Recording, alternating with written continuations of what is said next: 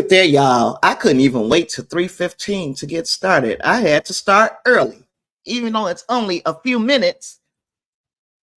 This was another doozy of an episode. And anytime we get Andrea Martin back into this, whatever we're going to call this conundrum that we've got going on with the series of evil, it is a good episode. It's always a good episode when we got her to discuss, and I'm game for discussing it. What y'all think? So, hello everyone. Say your highs in the comments, in the chat, however you're watching. And let's get into what we thought about Evil Season 4, Episode 4. This one was called How to Build a Coffin. It used to be called what was it? How to Deal with Grief, or How to Grieve. You watching it again, Marge? I watched it again. Yesterday. Yeah, Marge, I'm so glad you're here too. You are my favorite person to discuss evil with, and if it ain't nobody else coming, as long as it's me and you, I love talking to you, especially about this, because I didn't know that I had anybody who was watching it like I was watching it. I wish what's her name? Bougie Barbie was able to make it, because I know she's just as excited about this series as we are. But anywho, let's get into how to build a coffin. Bougie Barbie, you made it. I was just talking about you, girl. Yes. Glad you're here. I don't know. I started a little earlier, hoping that some of the people that are watching it that work and all that, because y'all know all I do is sit here and everything. Oh, you at work? Let's move through it then. Let's move through it. Marge is giving her greetings to you, Bougie. All right, let's get into it. I don't want to hold you because I know you at work. All right, so the episode synopsis is: a couple seeking an exorcism are plagued by a demon that thrives on taking away the ability to speak clearly. And its influence spreads to the team. And also, brainwashed, Andy is pushed to deadly measures. We talked about this last week, what we might have thought what it was. And I'm like, yeah, he's going to have to kill somebody. And sure enough, that is what was tasked of him. And then Andrea confronts a new demon attached to Father Ignatius. So we ain't just get one demon in this one. We got two. We got the two demons, and we've got the two and then we've got Sister Andrea. I'm sorry, Sister Andrea is back, and we got two demons for her to battle, because anytime we see a demon, she sees a demon. Nobody else might see this demon, but she sees it and we see it. And it was so creepy the way that they introduced this demon. But let's move into it. I don't want to get too far ahead of myself. Y'all know I'm excited. Hey, Clarence, glad you could be here too. Wow, I got all of my favorite people. All right. Well, if you guys have not noticed, every time we get a new episode, if you are watching the title credits, which you should be, because if not, you cursed. So if you're watching the title credits, then you know that we get a different message on every week. This week's message is across the top of all of my slides. So if you missed it, it's there for you to pick up, and then pay attention to it next week, because next week it'll be a new title sequence, right? Leland's got that new roommate. I thought we were going to see more of Kristen with the baby, but nope. We open up this episode with Kristen's prophecy for Leland coming true, which is this baby is driving Leland batshit nuts. And I'm so glad. I'm like, give him hell, Timothy. Give him hell. They have the mobile over his bed is evil. The little music that it plays is evil. They are really trying to reinforce evil into baby Timothy. Baby Timothy is giving Leland the flux, so much so that he had to call Cheryl. He called Cheryl and was like, I need help. And Cheryl was like, it's going to be a little quid pro quo. So what she meant by the quid pro quo is something that I had forgotten. I'm sure I'm the only person who forgot this crap too, that she was taking those IV, whatever that is that she's doing the IV with. She needs that to maintain her beautiful appearance. So she's like, well, you're going to have to give me X amount of these canisters for the IV treatments, or I'm not going to help you. Now she gets home. I think the projectile vomiting is an homage to The Exorcist. I do. She gets to the house. Leland is hiding away in the bathtub. He didn't put the baby in the closet. They have to get this house put back together and then take care of the baby. But one of the things that they learned is that the baby responds positively to Kristen's voice. That's weird to me. It's weird to me because Kristen didn't carry this baby. So I thought that the voice that the baby would be more attached to would have been the birth mother, but then this is a supernatural child. So it could potentially be that this baby, being supernatural, knows who his mother is. I don't know. I'm gonna keep my eye on Timothy. I'm gonna keep my eye on Leland and his interactions with Timothy. We know that he ain't winning Father of the Year no time soon, right? Also, we found out that he responds positively to the voice of Kristen, because Kristen shows up at Dr. Boggs. She wants all of her doctor's records from him of these cognitive tests that she has taken, because her words, she's losing them. She's getting all mixed up. She's losing her words. And yeah, the biological mom's connection is stronger in this situation. Yeah. I'm along for the ride. I'm gonna ride it out and out. To see where we going next. So she was losing her words, and that is a byproduct of this demon that is taking people's words. That's what he's feeding off of people's words. And I can relate to it too. You see, I just lost words. It's got to be a freaking demon around here somewhere. There's a demon in here, because I lose my words often and I talk way too much to lose my words. But anywho, Sister Andrea, of course, we talked about it. Demon slaying gardener is back, because she uses every garden tool in the world to go against these demons. She has a healthy dose of our regular sass. When she comes back, the head of this rectory is talking to the sisters and telling them how they can better serve. And by better serve, he doesn't mean serve the congregation. He doesn't mean serve God. He means serve the priesthood. Andrea is so over all of this, but this is her calling. We find out that she gave up a lot to follow her calling, and she knows that she's more important to the faith than just ironing the priest's clothes. But it's a good thing that she was ironing the priest's clothes, because that's when she makes a crazy discovery. Okay, so we talked about people losing their words. The news team vocabulary has been hijacked by a demon, and then it resulted in the person that was on the red carpet completely flubbing a live report about whatever event was going on.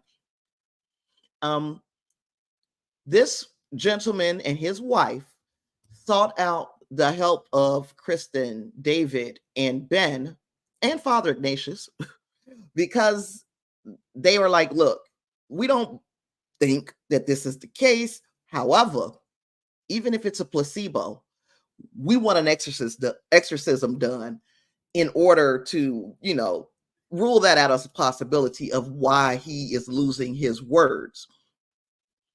In this situation, we see or we hear the jinn did we hear him last week? Yeah, we did hear him last week. We hear the jinn, and the jinn is talking, he's whispering in Ben's ear. He's telling him, hey, Kristen is hot. You know you want her.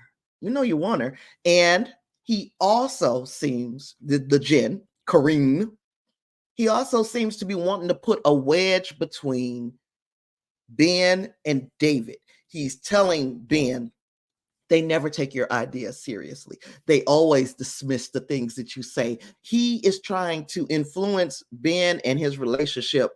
And it seems like the relationship that he's attacking is the relationship with David, not so much with Kristen. He wants Ben to make a move on Kristen, but he also wants Ben to have animosity against David, if that makes any sense.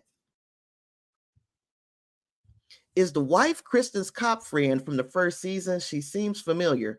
If she is, I didn't remember it. You gonna make me go back? I don't remember it. I have to look at I have to look into that one, Marge. You remember something that I don't. I remember the friend, but I don't even remember what she looked like. So yeah, hopefully I can get some answers for you on that one, or you can get some answers for me on that one. She did seem oddly familiar, though. Ben, speaking of Ben, we know that he's still under the influence of the jinn. He goes home and he gets a knock, knock, knock on the door. And in that knock on the door, it's that chick. I don't remember her name. Please, if you remember her name, put it in the chat. It's the chick from remember last week when I was asking about the episode where the Ben showed back up with covered in blood, and after that little cult meeting, that came back this week. I didn't know it was coming back because I'm not psychic. Thank you, Marge. If you check and find it, let me know, please. Yeah. So he hooks up, that he gets a phone call, and I'm out here, basically, baby, I'm here. And he like, I didn't call you. I didn't ask you to come over here. And he explained to this woman that he has a jinn that is tormenting him. And he explained the entire situation. Now, they are intellectually matched. She's a very smart lady, except she believes that she channels Jesus. Now, I'm not saying in this series anything can happen. Anything can happen. She believes she channels Jesus. I don't know what she's sent there for. What kind of what did the jinn want by send, or what did he want to achieve by sending this lady to Ben? Well, Ben was like, I will never look a gift horse in the mouth, and they banged. They banged, but he still wanted to have this conversation about the jinn. So who needs Tinder when you got Kareem hooking you up? He first wanted to hook him up with Kristen, and now he give him this the goat's blood lady, as Marge called her, the goat's blood lady. Okay, so once we find out that the baby responds favorably to Kristen's voice, well, Leland is like, well, this will make my job and so much easier. After he listened, because remember, he's got the inside person at Dr. Boggs' office. The receptionist is one of them. So she sends all of Kristen's recordings of all of her sessions to Leland. So Leland is constantly playing these to keep the baby calm, but he's also taking notes. And he realizes that, some of the things that you confess in a therapy session that you think will never go anywhere else, Leland has access to that information. And he finds out that Kristen thinks that Andy, her husband, is maybe a little disappointed that he was never given a boy baby. So she feels like there is some resentment about her not producing a boy, even though all of us know that the man is in complete control over the sex of a baby, that the man has complete control of that. So he, we got them X's. He got the X and the Y, so it's not her fault that she's unable to produce an heir or somebody to carry the family name along. But we can feel that way at times. You can feel like you've been a disappointment to your spouse, your husband, or whatever, if you are unable to produce an heir. And she is going through that. But that was something that she confessed in the confines of her therapy sessions with Dr. Boggs. She never, ever, ever, ever wanted this information to get into anyone else's hands, especially Leland. That's the last person that you want to know this information, but now he knows it. So he plays the Feliz Navidad.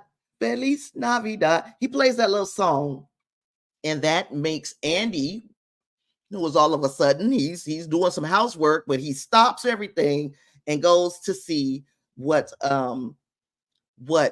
Leland is calling him for. And we find out that Leland, his scheme is going to involve brainwashing Andy into killing one of his children, the daughter that had the heart issues. He wanted Andy to kill his daughter so that they can both, Andy and Kristen, will want another child, and this other child just happens to be available. Another biological child happens to be available, and it's a boy. So he wants to get rid of the Antichrist and all of it, all the vomit and the poopy diapers and the crying and whining at 3 a.m. He wants to give all of that to Kristen and Andy. We talked about Leland not being father of the year.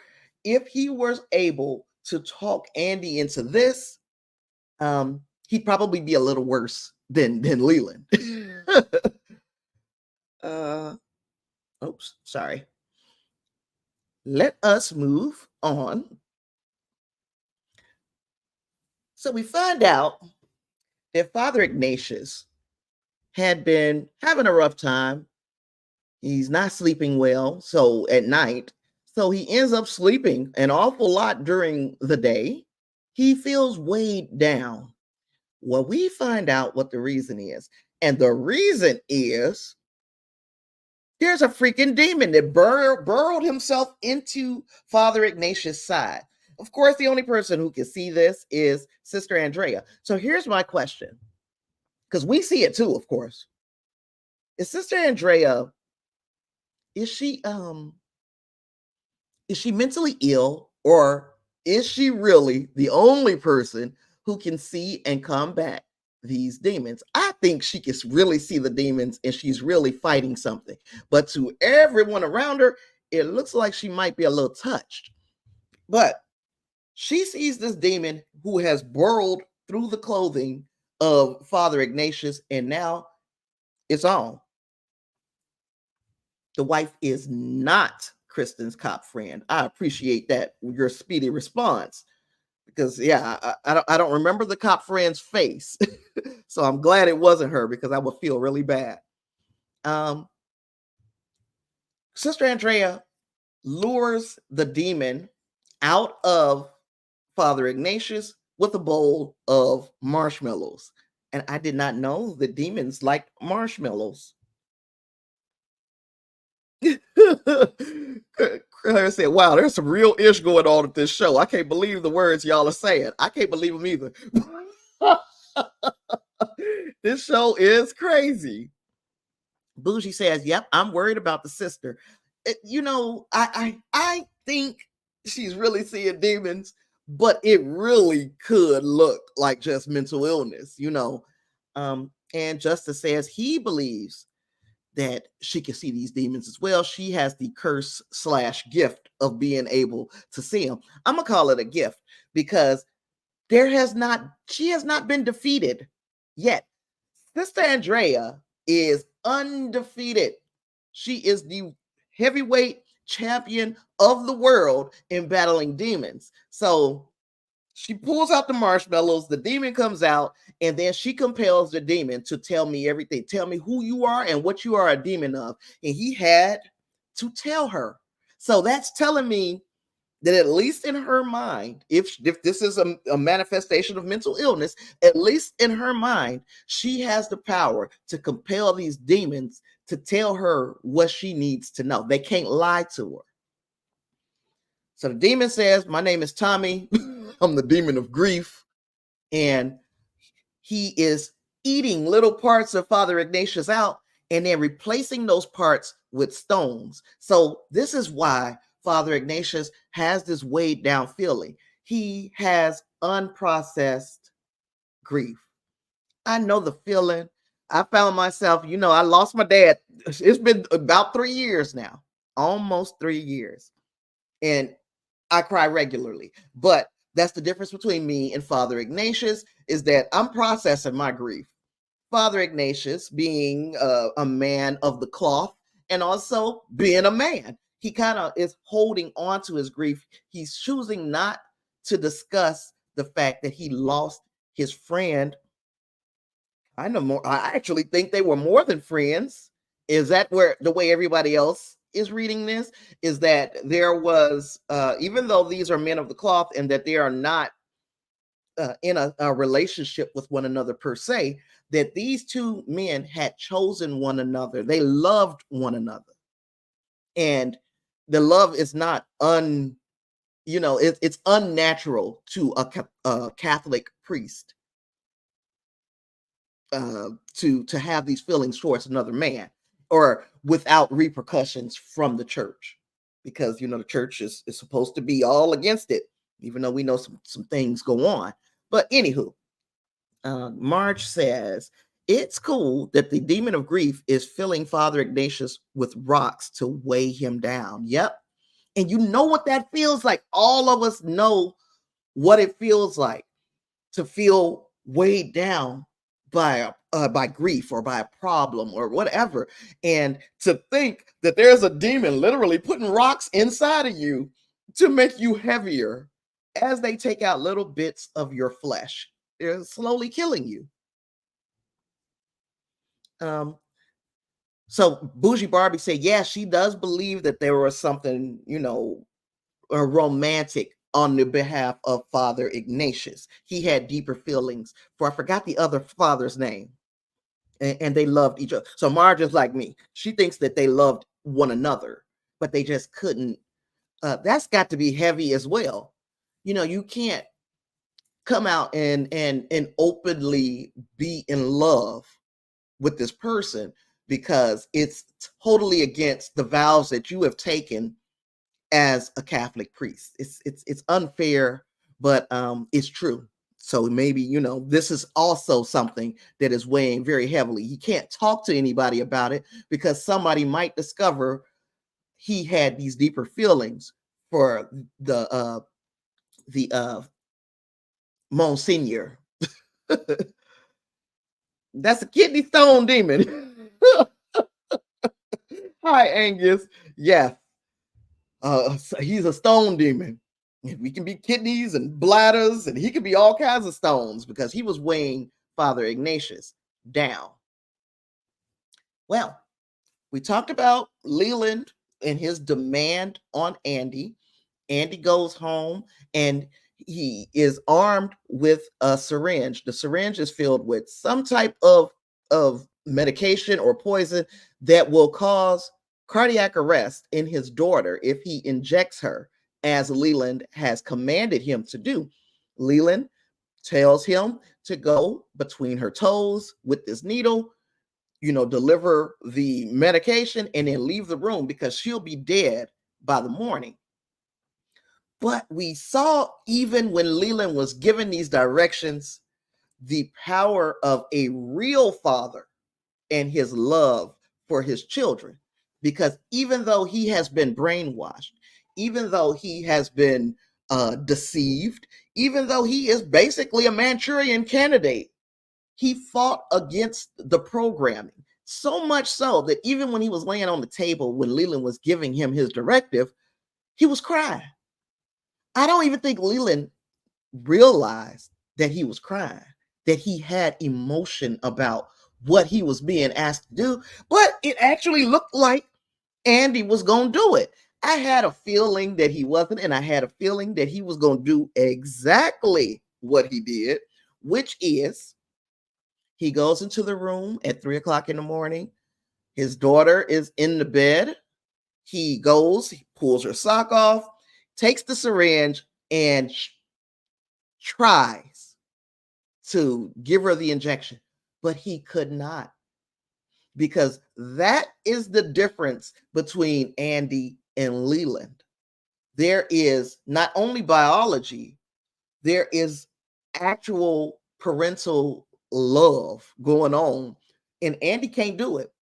So Andy was like, I'll do you one better because I'm tired of living like this. And he injects himself and immediately goes into cardiac arrest on the floor. Fortunately, Kristen, or one of the children, I can't remember whom, found him and was able to get him to the hospital to get some type of treatment prior to him passing away. Okay, so we get to the hospital with Kristen and Andy. And Kristen believes that Andy has a drug problem. They found the hypodermic needle underneath Andy after he had fallen after giving himself that dose. So she believes that this is a sign that her husband has a drug problem. But her husband knows. He's like, I do not have a drug problem. It's something else. Oh, it's raining. Oh, ain't that a... You know how things go around here when it rains. um, so Andy, Andy's like, it's something else, and I need to get away from you all. I need to pull myself away for just a little while until we can figure out what the heck is happening. So that is Andy's. Let me see, and I've got, where is it? Thought I had something else. Here it is. I've got something that was from an interview with Robert and Michelle King, and they were talking about the Andy situation, because now Andy is removing himself from the equation. He said, put me in a psychiatric hospital, do something, but I cannot go home to you and the children because I don't know if I'm gonna hurt you. And I don't know why I'm doing these things. And Kristen and he are having an emotional moment while he's in the hospital. Now, one of the things that the producers of the show says is that, let me see, I'm trying to find it. TV line is where this episode did. It just made Andy relevant again, because he's Samara. He made Andy relevant again, because before it was like he just pops in and he pops out, and it's almost like not comedic relief, but it's almost like he's just along for the ride. But he really solidified himself as a presence in these children's lives by just this one act, not being able to harm a hair on the head of one of his kids. I loved what they did with Andy in this episode. So TV Line is where I'm getting this information from, and they asked a question of Robert King, and they asked, there's a lot of back and forth in the first 4 episodes of the season about how Kristen and Andy are feeling about each other. When faced with what happens at the end of this episode, though, how is that hitting her in a way she maybe thought it might not? Because I'm going to read the answer and then we can discuss it. Okay. Part of this is what Robert King said, by the way. Part of this is based on the fact that you deal with a lot of directors in this business, and directors are journeymen and journeywomen who have to travel long distances, stay on the show for months or weeks, and then go home. And we're talking to a director who was saying how difficult it was to go back home and how often you don't fit into the family. The family had a working relationship, especially if you were on a movie that could have had you 3-4 months away, based just on how difficult it is and how it takes a psychological toll. And here it has the added problem because of something going on in the plot that makes him really alien to his family. So Robert King says, I think it's slightly tragic for Kristen that he can't fit back into their family. But also, it could be a relief to Kristen because she at least had a system without him. He could be disruptive because he had been gone for so long. And then finally, the last thing that he said about this situation, he says, Andy still seems like a little bit of a frat boy guy. I always thought of him as someone who didn't quite know how to be a dad or disciplinary dad. Kristen has been running the ship on her own, and she's been doing that with difficulty. So just going into what the executive producers were thinking with this situation with Andy. Do we think that Kristen is feeling a little tiny bit of relief that he's going to remove himself from the equation, or is this just going to test their relationship even further? Because we got a lot of demons. We got a lot of demons, y'all. And all of these demons are having a spiritual warfare against our heroes in this story. So it's like, is this just another machination of the evil one? And he is driving a wedge between them because he wants Kristen to do something to kind of go around her vows. He wants her to cheat. Marge said, I think Kristen is relieved when Andy is away because she does have a system with the girls, but she also resents him. Holler at me. Tell me why. What do you think that she resents about her husband? The freedom that he has to do all the things that he wants to do. And while she holds down the fort, do you think that's what the resentment is? Because if I was going to resent my husband for anything, it probably would be something like that. It probably would be, damn, when it's time to do the work, I'm the one here doing the work. You get to come here and have fun and play and hee hee ha ha, but I'm the one here holding stuff down while you're out doing the things that together we used to have fun doing. I can't do them anymore because of obligation, and you still think that you have the right to go and be gone for months at a time doing the things that make you happy. And not saying her children don't make her happy, but this was a partnership. It was a partnership when they were just climbing mountains together, and it's a partnership that you entered when you had these children. She kind of expects him to be there, but he's not. And he's making it very easy for somebody else to kind of slide on in. Now, nobody is actively trying to slide on in. And we got Ben being tempted by his own demon. So we shall see. And Marge just gave me a response. She said, yeah, the freedom he has to go away and then walks back in expecting everything to revolve around him. I agree. I can agree that there would be a level of resentment. And even though they love one another, they can still hold that animosity. And I don't know what animosity Andy would be holding, except for the fact that he believes that his wife and David are having an affair. But that's and that's untrue, even though it could have happened. It was a point in time where it could have went down, but it didn't. So there is, he has no reason for animosity. She has held down the fort. She has even done the hard thing, which is I'm telling my if my mama can't come around because she is a bad influence in our home, now I got the kid's father coming around and he's no help. At least that's the way she might be thinking. Hey, Win Grace, you get your work done, sir. So that was that for that. We got some good conversation about that.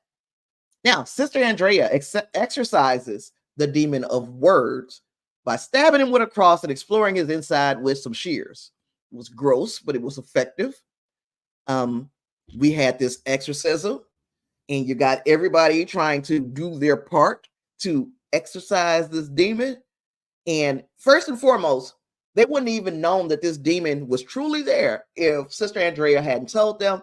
But then, secondly, this demon is feasting off of words. He's trying to, so the people that are trying to do this exorcism, they're not going to have an awful lot of success against him because he's just going to feed off the words. So Sister Andrea dealt with that. She handled that because did I mention that the demon, the more people talked, the fatter and more slovenly this demon became. He got so fat from the words that he couldn't even escape Sister Andrea by running out the door. He got stuck. And that is when Andrea put them things on him. So she's still undefeated. Can't nobody mess with Andrea in the world or realm of these demons and such. Sister Andrea wasn't through though, baby. She was not through. Now the demon of grief tried to get under her skin, telling her that, she trying to show her what she missed in her life by following her calling, which was she was called to serve the Lord. She lost out on the love of her life, but she's serving in the capacity that she wanted to serve in, except for all this being a servant is serving the diocese.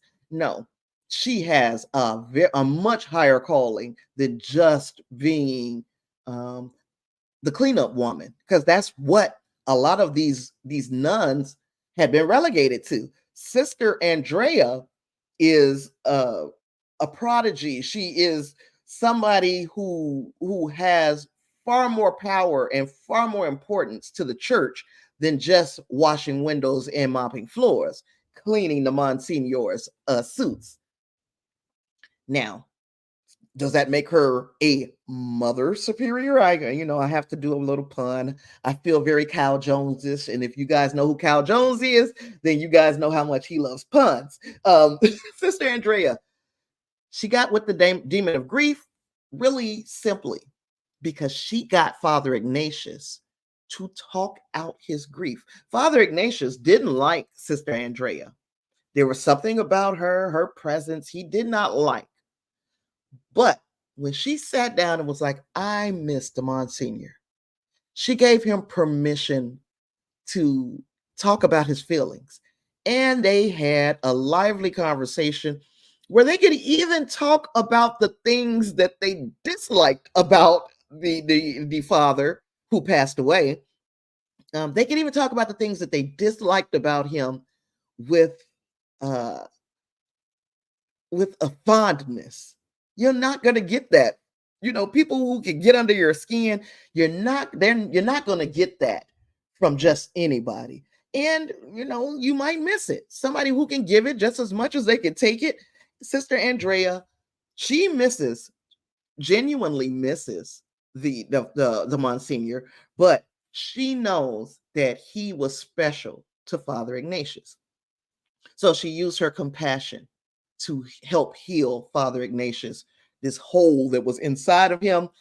But just when we thought the demon of grief, Tommy, had been expelled, I don't know if this is the same demon of grief, but he shows up at the hospital with Kristen and Andy.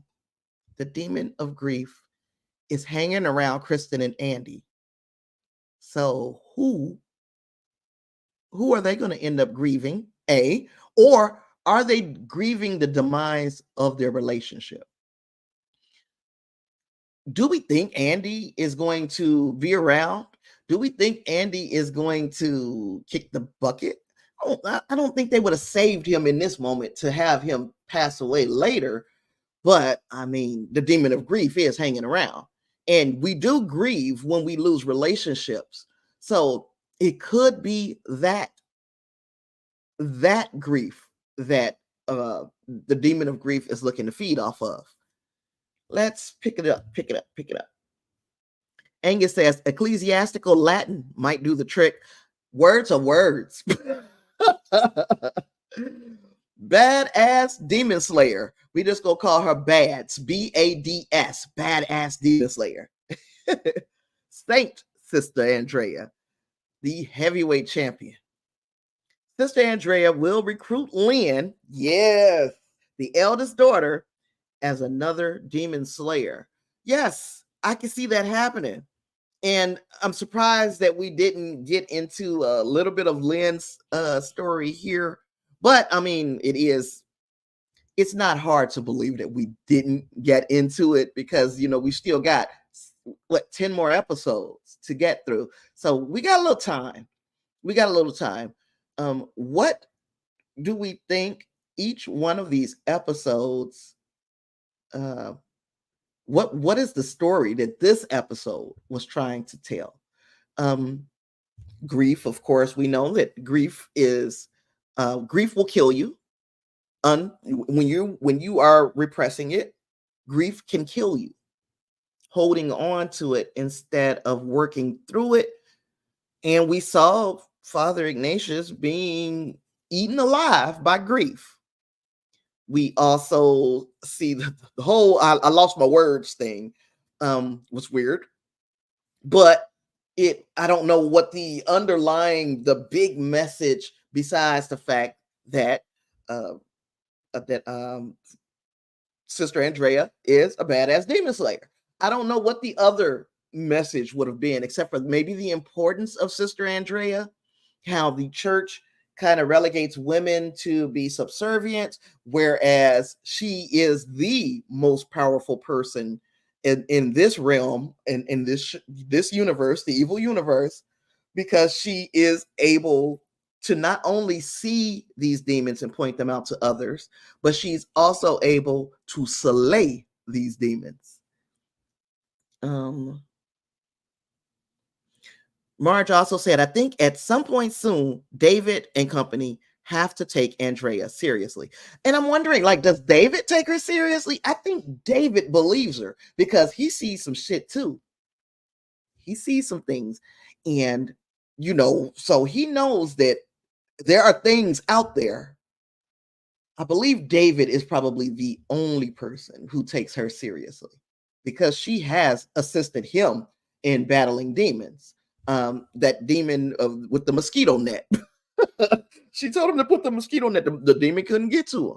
She knows what she's doing. She knows her stuff. So I don't have anything else. I got some channel members, some patrons, some donors. So those are things that I truly love. I love you guys for loving me. And what you guys got? Got anything else? Y'all can, I know you can see over here that's my bed, and I didn't make it up. Now this is still this just peeking out. It's like, yeah, you lazy bitch. They can see your bed that's unmade. I'm sorry, I just didn't feel like it. Sometimes we don't feel like it, and I didn't feel like it. Shucks. But anywho, what did you guys? What you have anything else for you? This is the best episode so far. I was telling my sister, I was like, this episode is fantastic because it's got Sister Andrea. Every time she shows up, every time Sister Andrea shows up, it is a fun ride. I was so happy. We talked about her last week too, right? So very happy that this was an episode that was very centered on her, and it moved the plot along because now we have to ask ourselves, what is Leland's reaction to Andy not following through with these orders, what is his reaction going to be? And we know it's going to be something that he's not going to understand, because he don't understand love, and he doesn't understand familial love and that bond between a father and a child, because even this child that is like here to further his life's work, the Antichrist is Leland's life work, ushering in the Antichrist. And he can't even summon feelings enough to keep the Antichrist baby happy and fed and alive so that it can grow up to take over the world. Leland is a piece of shit. He's a piece of shit. Leland will have a meltdown, according to Marge. I'm going to agree. Because remember how mad he got when that one boy that he wanted to do the mass shooting, when he just couldn't get right. Leland was like, I can't believe these freaking idiots. And here we are. He's in the same situation. Felicia Pierce, you are not supposed to be listening to this, sister.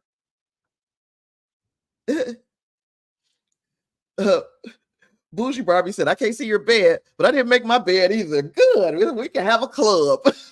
We might do live streams about everybody who didn't make their bed today. Oh, Justice said he is going to go wild.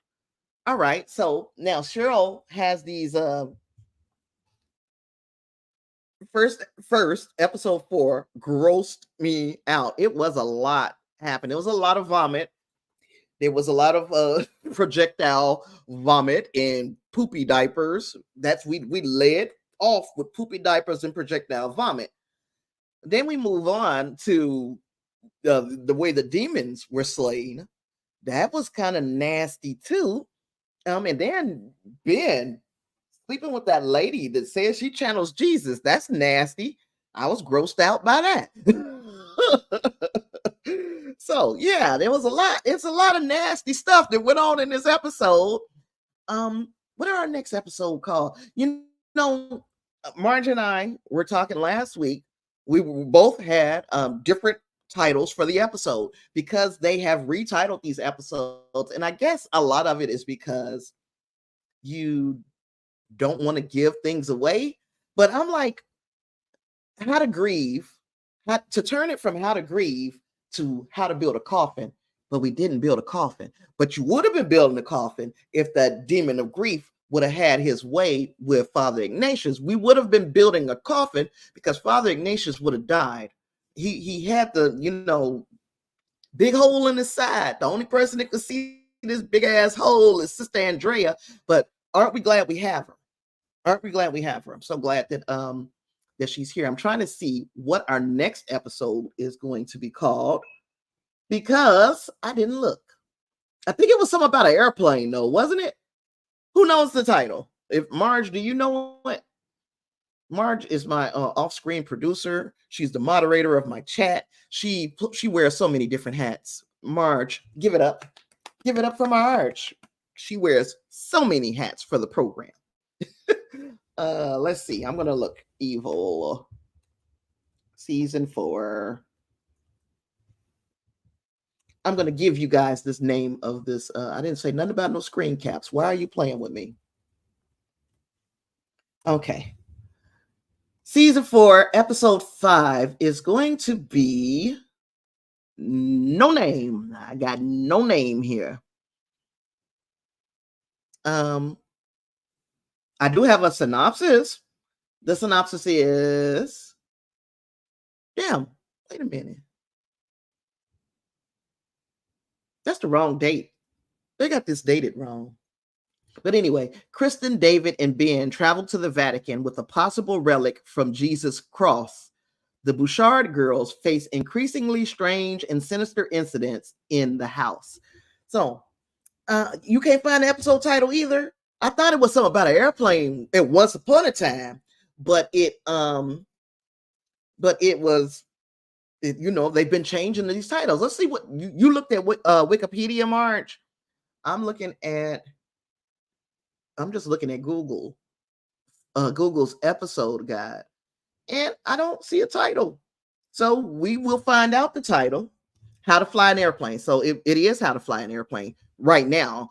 Now, don't take everything with a grain of salt because, like I said, Marge and I have been kind of keeping up with the titles and the synopses of these episodes, but they change the titles. So, Wikipedia has How to Fly an Airplane. It could change, but the synopsis should remain the same. Kristen, David, and Ben travel to the Vatican with a possible relic from Jesus' cross. Wow, this sounds like it's getting wilder. Sound like it's getting wilder. Yeah, they might have to wait for the pop-up book art because that pop-up book tells you an awful lot about what's going to happen in these episodes. Again, please make sure we are reading the when we're watching, we watch the title sequence, especially in season 4. I couldn't even tell you if they were doing this in prior seasons because I wasn't paying attention, but I'm really paying attention now because every episode has had a different warning about skipping the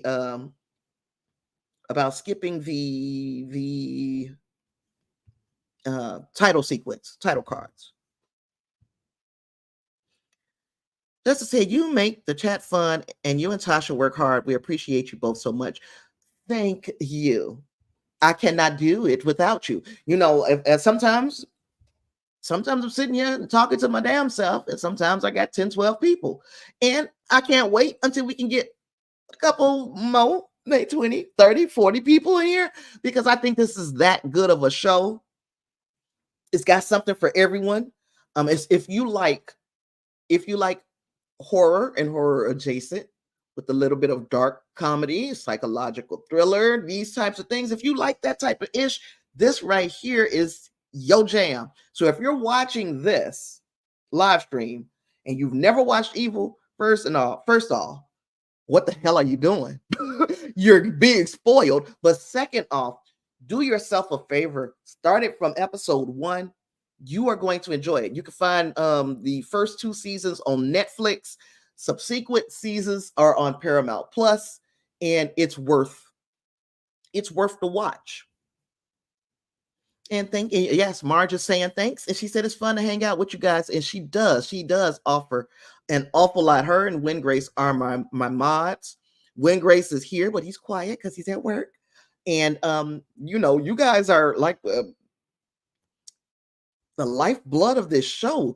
Everybody in this chat is in some way, shape, or form a member or donor, somebody who is a financial backer. We just had David Lancaster, for those who are in the chat regularly, gave a big, huge donation to the podcast, the show. And I appreciate him for that. So you'll notice that his name is at the top of our executive producers list. It is definitely worth the watch. Bougie, I'm so glad to have you here because you and Marge were the first in the club of people that's like, we watching this. And even if it's just us 3, let's talk about it. So as long as I got y'all, I'm going to talk about this. It was fun today. Gosh, I don't know what to expect for next week because they blow our minds every freaking week. We know that we're going to get some strange stuff happening with the girls. And I've been asking, what the hell is going on with the girls? We had seen a lot of flurry of activity around them, and then things kind of petered out and quiet out. So it looks like while Kristen is going to the Vatican, the girls may come under attack. But who is with the girls? Kristen is going to the Vatican. Who is with the girls? I know that her oldest daughter is potentially old enough to keep her sisters while their mother is out of town, but I for some reason don't think that Kristen will do that. So will she allow her mother to come back and watch the kids? That's a question that I have. We won't have to wait long for an answer. I appreciate each and every one of you for hanging out with us today. If you have not yet done so, please, please hit the like button on your way out. So people will find this stream later on their own time, and maybe it will join us for a live in the future. Bougie said, before you go, I got another show for you, Tasha. Let me warn you, it has some very disturbing parts in it, though. Tell me, what's the name of the show? I'm almost, yeah. Tell me, what's the name of the show? Because if I'm not disturbed by disturbing, I'm not disturbed by disturbing.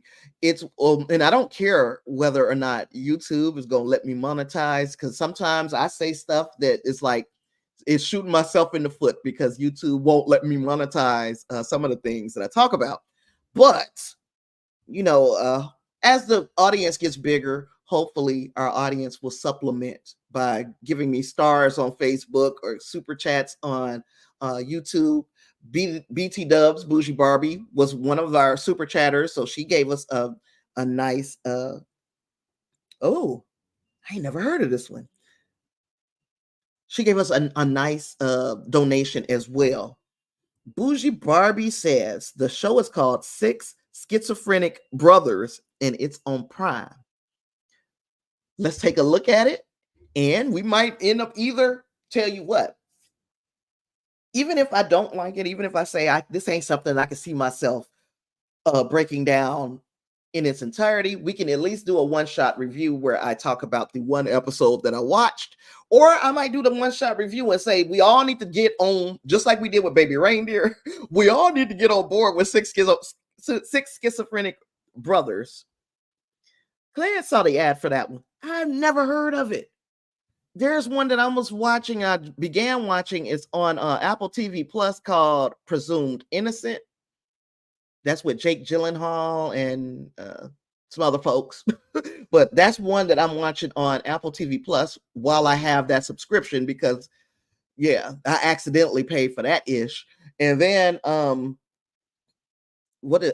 Boys. I am going to cover The Boys. I think we'll at least give it one live stream for these first 3 episodes that dropped last week. So I will be talking about that, and it'll probably be Thursday, not Wednesday. I said I was going to try to do it Wednesday and probably be Thursday. Keep your eyes open if you're watching The Boys. Also, Severance. Severance already has a full season out on Apple TV Plus. But that series is dynamic. Just the premise alone of Severance is dynamic. So there are a lot of things that we have on the plate. Thank you for that offering. Bougie says she's not exactly squeamish, but this one has a couple of dicey parts, so be forewarned. Lord have mercy, I'm gonna watch. Justice says he's got to check it out. Good, we got a little group of us. Maybe we'll look at it. Watch the trailer on it, y'all. Maybe it is our next Baby Reindeer. And Baby Reindeer still has things, I think I could have continued to milk that for a few more months because stuff is still happening in the Baby Reindeer universe. But I finally was just like, you know what? I'm not going to be that person. I'm not going to just keep beating the horse. The horse is dead. The horse is dead. I'm not going to keep beating it. So with all that, I've got nothing else. It has been a blast hanging out with y'all. Thanks so much for being here, and I'll see you in the next stream, which will probably be The Boys. Peace.